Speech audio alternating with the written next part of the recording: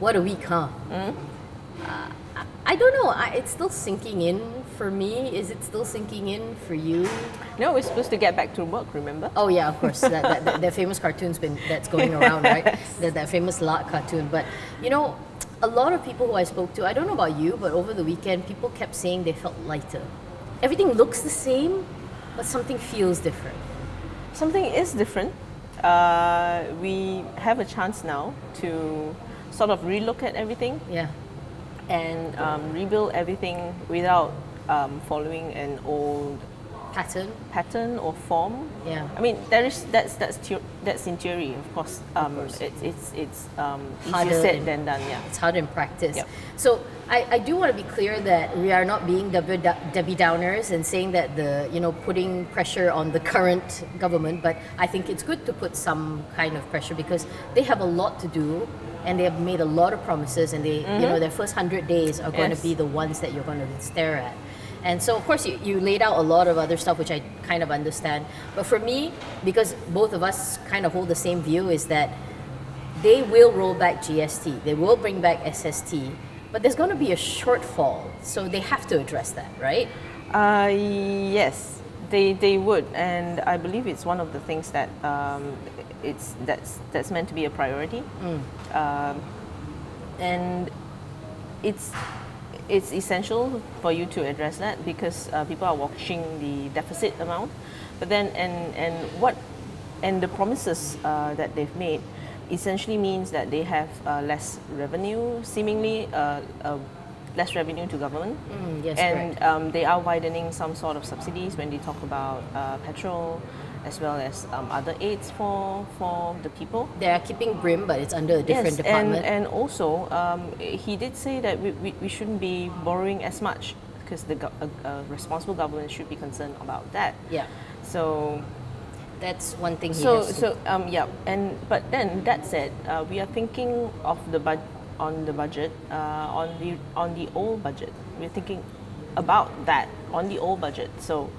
Right now, if we borrow from the old budget, what we have now, when we swap from GST back to the old SST, which actually Dr. Mahathir said we will revert back to the sales tax for now. For now. So we don't know whether that's final or they have actually something else in mind.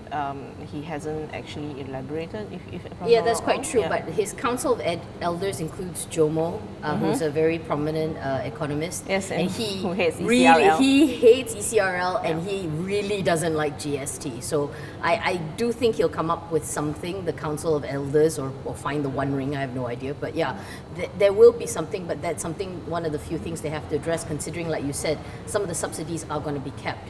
But most importantly, if all the promises, and you and I both agree on this, I mean, tolls, this is all important stuff. Now, this is your chance for the clean slate, isn't it? This is your chance for the reform. And this is where we're going to be watching.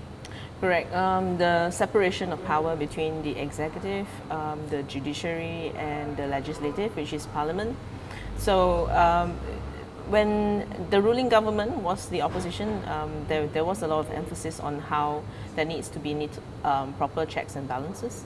And there was a lot of political commentators and academics. They spoke about the need for greater role of Parliament and Parliament select committees. They're supposed to be given greater powers to do the oversight and the checks. And funnily enough, they did say that they did recommend that the head of the PAC, the Public Accounts Committee, should be someone from the opposition. Yes. So, now we have to remember who's on the opposition now, right? Yes. Which is the former ruling party. So, but the important thing to me is that we must have this from the beginning. Infighting aside, or posturing aside, it is the chance to clean out a house that's had the same occupant for like 60 years. And that is, for me, the most important. So we have seen some tentative steps to it. Implementation-wise, are we still that far away? I don't know. That's for them to find out.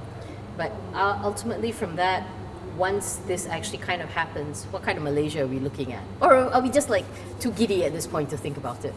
I think like that cartoon that's been going around, we should be getting back to work because the world is not going to wait for Malaysia to figure out what it needs to do. And I think we pretty much everyone pretty much knows what should be done. It's the matter of putting the country and the people first and not the self-interest of any particular individual or party. For more on the stories, pick up a copy of The Edge Weekly at all good newsstands.